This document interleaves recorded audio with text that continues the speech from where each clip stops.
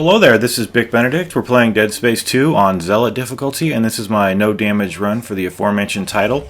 This is Chapter 2 of 2, and it begins a somewhat difficult chapter. It's about 45 minutes in length, if I recall, and this fight here is in the complete darkness, and what I found interesting about this arena was that the tripod that we killed as Isaac in the main campaign, its carcass is in this room. So if you go to the right, you can actually see its husk lying on the floor. And so we've been in this arena. Now we're they're reusing some of the environments. You know, nobody's perfect, but if you lay a mine here, it should explode when this guy comes out. However, that does depend on when you get to the door. Usually, once you kill the last enemy and get to the door, if you're not too far away from it, that mine will explode when he comes out. And this guy is just a beast with his ability to tank your hits. But in the game's defense, I don't think I was hitting him in the infected areas the entire time. And then in classic anticlimactic manner, you'll have a couple of these exploding babes coming down. So in a lot of sequences, I hope you've been accustomed to what I'm doing. I clear a battle and then I go to the door, and that's where my edit mark is. I don't loot on camera because it would just take too long. So that's what I'm doing. I'm exploring the environment off camera. So anyway, you don't get a checkpoint yet, and I don't know where one exists. So don't perish on these mines. Very, very simple procedure. Just drag the body to you, and that will cause one of the mines to expire. I'm not sure what I was groping for right there. I think the word explode was what I wanted. But 1, 2, 3, 4, 5, 6, 7, 8, 9. Let's just say 2 of those missed, or 2 of those didn't hit very hard. That's 7 shots, man. But at least now you know that I know how to count. In this room, there is a node to the left. I did want to point that out so you don't miss it. And then hit the save point. Then we're going to go over here. And this particular room, you may remember it before. It has the balloons in it. So what's going to happen here is this guy is going to be carrying a victim in the middle of the room.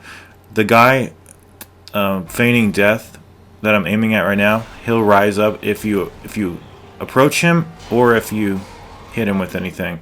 And then when he is dead, this black puker drops from the vent, and that's the best way to kill that guy. It's quick, it's efficient, and it takes no resources from you. So that is the first part of the game, and it's what I would say the prelude of the chapter. And now we are going to go down here and into another familiar zone. However, now it has a lot of shrubbery and vines and a whole bunch of shit in here, and we're gonna make it even more messy. So the enemies, it's kind of interesting because the enemies that before we couldn't interact with them as Isaac. I mean, we could smash them, I suppose, but they didn't rise up the way they do here. So let's see, there's a power node in this room. What I'm doing actually is I'm upgrading my plasma cutter as much as I can, because that weapon is just a tried and true staple of this franchise, except the third one, which messed up pretty much everything. And just to make anybody's curiosity soothed or quiet down, I've already covered Dead Space 3 when it came. Well, when it came like 6 months after it came out. And it's just not good enough to take another look at.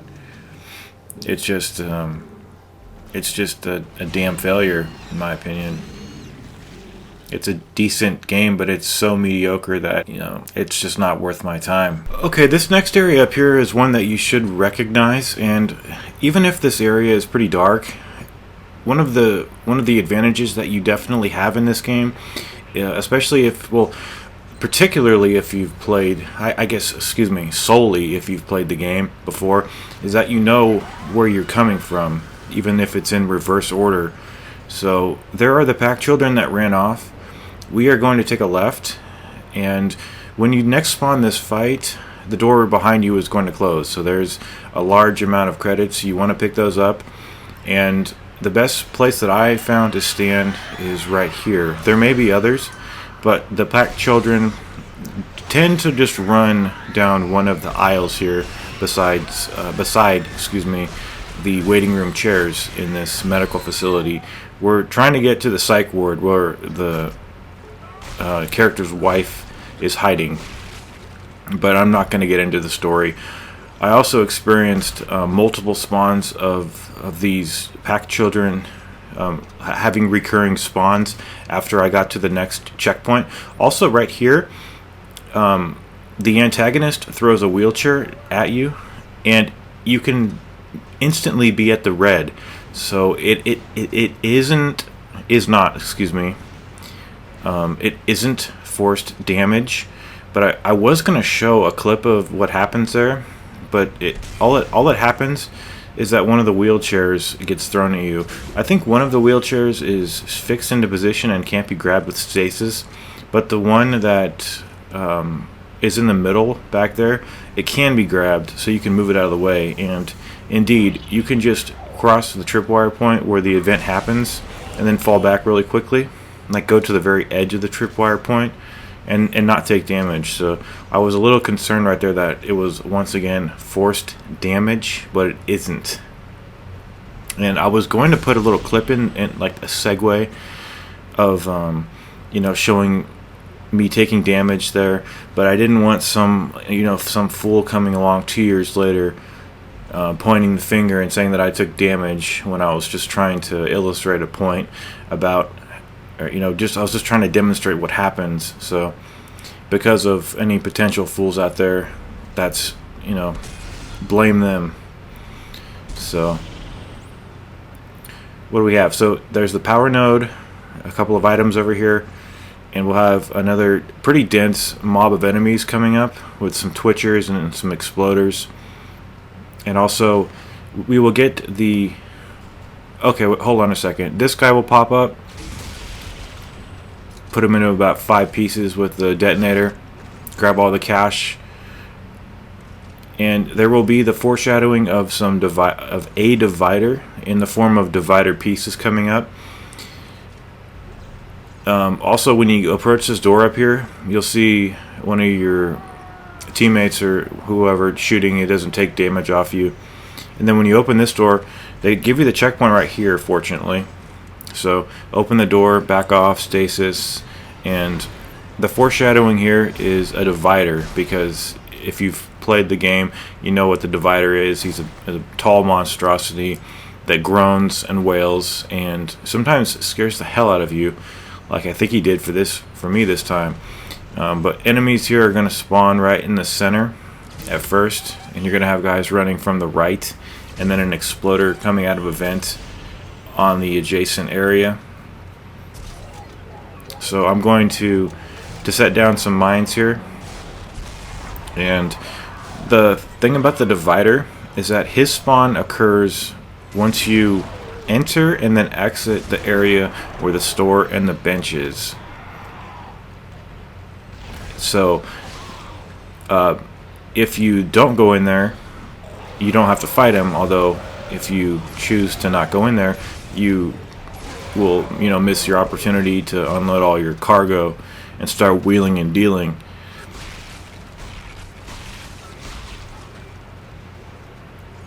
Which I need to do because I have a problem with being able to carry something, because as you can see right there with the red flashing bar, my inventory's full. So this is for the divider. I don't know if it will do too much, but it always makes you feel good knowing that you're anticipating enemies and not just stumbling your way, groping your way through the darkness, trying to win this game. So there he is. Sometimes he's been down the hall and not in that room. So just be very careful. And also, you might see in the distance that slasher. He's trying to figure out what to do with himself, I think, and trying to get to my location. And that's why I backed off over here, because I saw him once I had cleared up the divider pieces.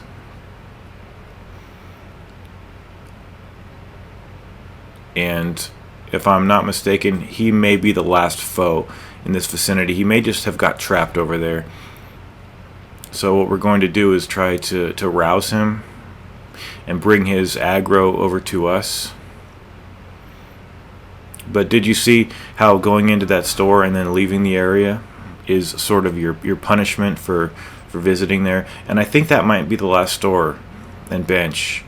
If it is, be very careful and be grateful that they're giving it to you. And also just realize that I could be wrong about that. I'm not finished yet with this game. But this can get pretty intense with the lighting here and the darkness. And it's just, I really want them to make good games like this in the future. And I really hope they do. But I'm concerned that they can't.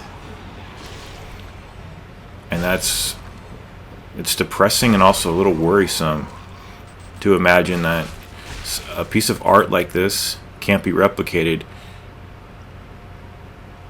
Not because it isn't possible, but just because of the unfortunate truth that we can't have good things anymore. Okay, so when you open this door, there's going to be a pregnant on the other side. I may or may not have said that because I haven't listened to the previous audio commentary and I'm doing this a day later.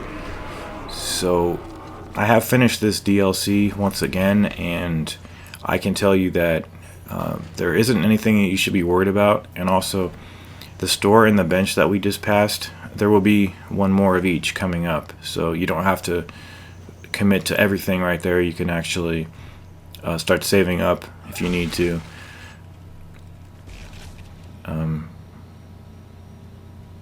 So anyway, you should all remember this area here. This is where we obtain the plasma cutter as Isaac. And I didn't want to put too much of a negative. Actually, with this, when you're holding a limb, you can rotate it if you have the plasma cutter equipped. And also, I wanted to mention, when you throw stasis and you're holding something, he throws the stasis, but he drops the object that you're holding with the telekinesis. I didn't want to put a dark layer over this, but once again, there's next to nobody watching this series, just as there is next to nobody watching the Dead Space 2 guide. And when I say that, I'm not mentioning any of the people who always watch and who almost invariably leave good comments, everything like that. But the number one channel enemy is always apathy, and it's hard to combat because I'm just putting these videos out there. I can't force people to watch. I can't force people to comment or do anything. So I have to step back and kind of just let things happen. But apathy is definitely something that I have to face on every project. And somebody that didn't have as much fortitude as I would just give up a long time ago. But in this room here, there is one enemy playing dead. It's the black slasher. So you can take the limbs off the other corpses or the impaling spears and then chuck it at this guy here. So and I think another reason too is that it's a simple one, and it's kind of a selfish one on my behalf, but I realize people are devoting time playing other games, and especially new games. For instance, I know one of the culprits right now is The Witcher 3, and I mean, you all know how much I despise that game, and I don't want to sound like that I'm bashing that game too much, but fuck. It's fine that it's fine that a game exists, but when I have to keep hearing about something that I hate on a daily basis, I just want to start unsubscribing from like IGN and everything. I can't tell you, I don't know. I'm just kind of depressed because there's nothing out there. It's just I got into gaming a couple years ago, and I've been really enjoying it. But the things that I was really enjoying, they're not making it anymore. It's just this push to be such an entertainment source, and I want games like this and God of War. I want games with good mechanics and that are really difficult. That's all I want. And I don't know. It's just kind of funny because like there's so many people focusing on every single fucking game that comes out that why does every game have to be scrutinized so much by everybody when it comes out? Like, that would never have happened a couple of years ago.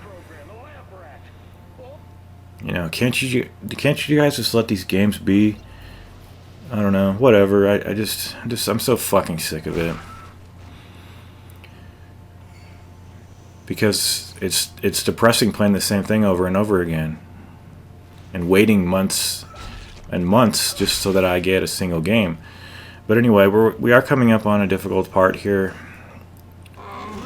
Yeah, this is probably one of the harder parts in the game. There's the checkpoint is in the previous room, so you'll come in to here every time. And I have a pretty good way of dealing with this, but you're gonna have to be on the lookout here of what to do. And one of the enemies here is darkness. It's very difficult to see anything. So when these enemies come through the door, stasis them and back off and use the exploder to kill the exploder himself and the stalker. And then you're going to have the same enemy setup coming through here. So just back off and stasis them. And you have to do all of this on the same checkpoint. And at the very end, yeah, watch out for the puker too. So just actually what these guys do is they stasis you with their own puke, and then they do the long expellant at you, and that can't be blocked, it can't be parried back.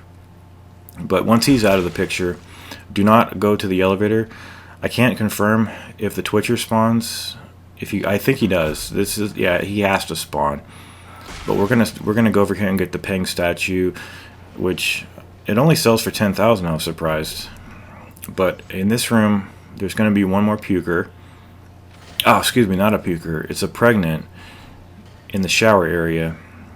And you can actually go get the Peng statue before you spawn this next fight.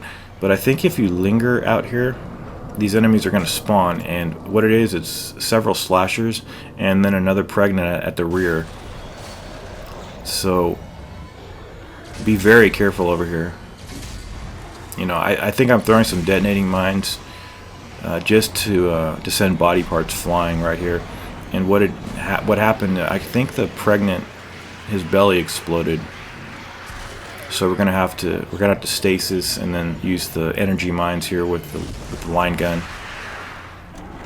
And then there's just one more thing to deal with, and unfortunately it's a really difficult enemy who comes at you fast, very fast. One of my recommendations for this part here, since I always run into this situation where I don't have enough inventory, so I would backtrack a couple of times with all your inventory and sell any unused thing so that you can pick up all this stuff. But what's going to happen is once you get to the elevator, there's going to be spawned a slasher. A twitcher. And I didn't mean to sound, if you like the games that are coming out, it's just, I'm getting kind of sick of just hearing the same thing about games all the time. That's what I was trying to say. I don't mean to ostracize people and say bad things about the things you like. But anyway, so you've got to turn around here, and that was a missed opportunity right there. So just turn around and be prepared to stasis that guy as quickly as possible. Prioritize the stasis over shooting, meaning that just get him stasis and then shoot. And then you'll get another checkpoint, but that's pretty difficult just because of the sneaky stuff that they do. You don't have to do the optional Peng statue area either. You can just forget that if you don't want to.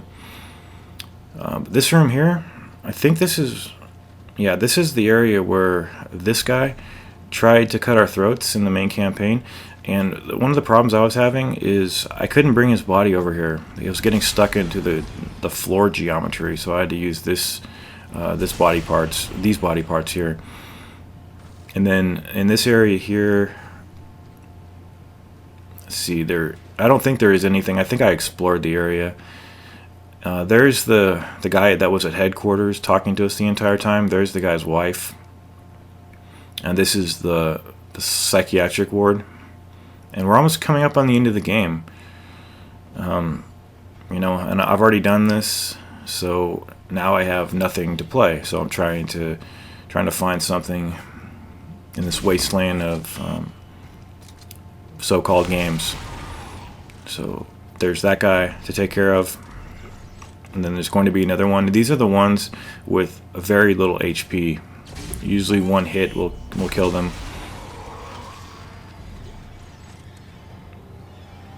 And going to be some kids, I think. So I think I crossed the tripwire point. No, the tripwire point is over to the right a little bit. There you go. Just fall back.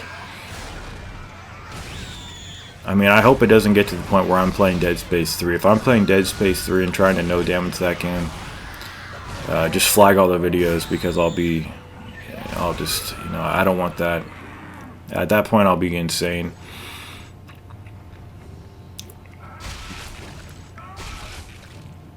Because I just don't want to play that game, man. God damn, that game's so awful. So, we're coming up on...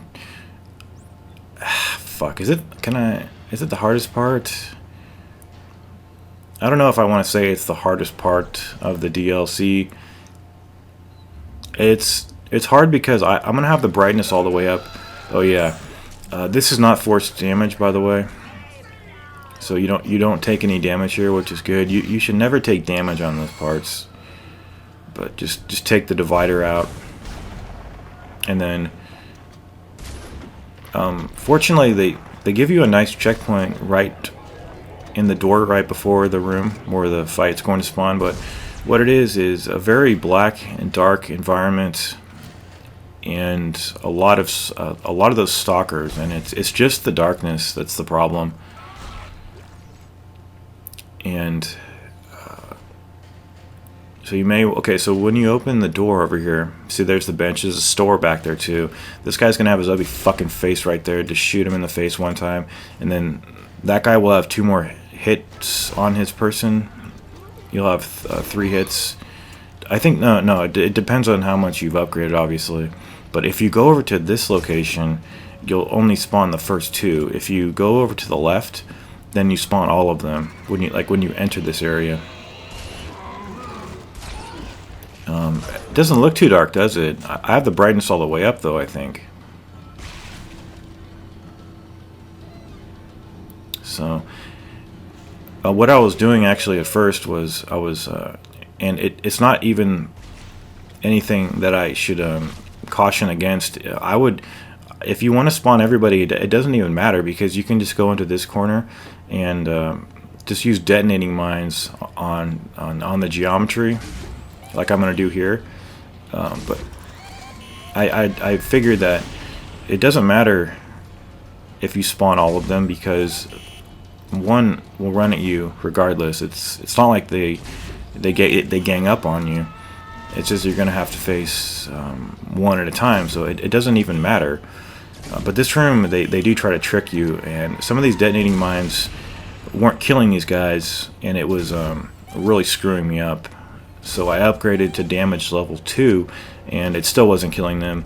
So I had to place 2 mines at a time over here, and this is definitely the easiest way to do it. And I think I just couldn't focus. It was one of those argumentative days with the family, and I just, I didn't even do anything to provoke it, which is irritating. And I think that's one of the reasons too I'm a little bit pissed off, so you'll have to forgive me. I'm not hating on people for liking stuff. Anyway, so we have some kids up here. There's going to be 4 kids, I think 3 times. And this is going to be the first setup. There's no reason to use a mine here, except sometimes you just want to try to clothesline these kids with a mine. See, there's going to be 4 of them. And there's no checkpoint anywhere either, so taking a hit over here is going to end your run. So, and also you can't go back at any point to save it, because the door locks when you come in here. So that's what I guess was wave 3, and then when you come up here, even to about this point, you'll hear some more stalkers spawning. And I think I'm going to no, I don't think I crossed the tripwire point, but I'm going to take this stasis canister up here to help me out. And what's going to happen when we get up to this location to get the battery, because this is the area where the battery is, we're going to be ambushed by more stalkers, and then when you leave, you're going to be ambushed by more kids. So one of the stalkers is going to jump over the barricade, like where I'm aiming at right now. He'll jump over. So don't trust those detonating mines to do everything, because sometimes they'll jump over the mines and you'll have to shoot them with your arsenal.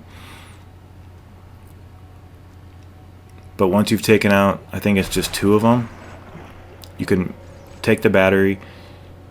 You don't want to drag the battery around, you just want to throw it over this area, because you don't want to be dragging something and have the kids spawn. Just throw it over there, and then when you come back, you'll have more kids spawning.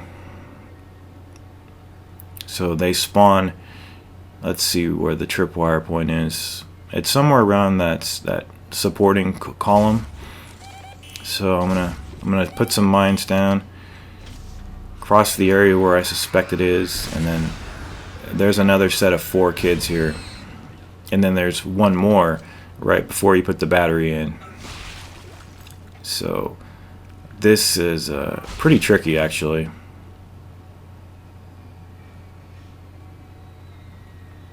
And they're going to come over those blocks that I'm aiming at right now, so what I'm going to do is put a couple of these here,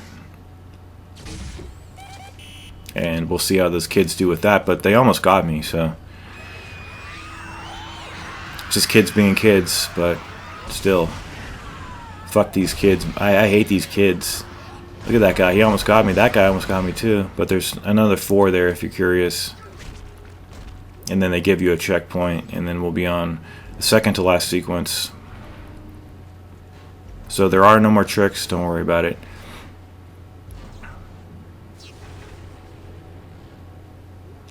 This room here will have a couple of the infectors turning corpses into twitchers. So that first shot that I did was I thought the detonating mine gun was equipped, but this room is nothing special really. And the last checkpoint is just absolutely horrible. They put it before. There's a crossfade right there. They put it before this, which even though you don't have to do all 3, you still have to do 2. Two of the hackings. See, you do 2, and then the guy grabs you, and then you do the quick time event. He loses his legs, and then you're on the floor in another scripted sequence. Then you have to wait for the enemies to come, and what you're doing here is you're hitting the locks on the door when they reveal themselves. And I think most of these enemies are the ones with very little HP. They're the psych ward slashers, as I call them. So you want to look for those, but you don't obviously want to take a hit here, especially if you're doing no damage. And so basically you just go back and forth. Some of them will be out of your peripheral vision. Oh, there's some exploders too. So you know the drill about those guys. Just use them. The line gun works very well here too. And if you can do this normally, you can do it without taking a hit.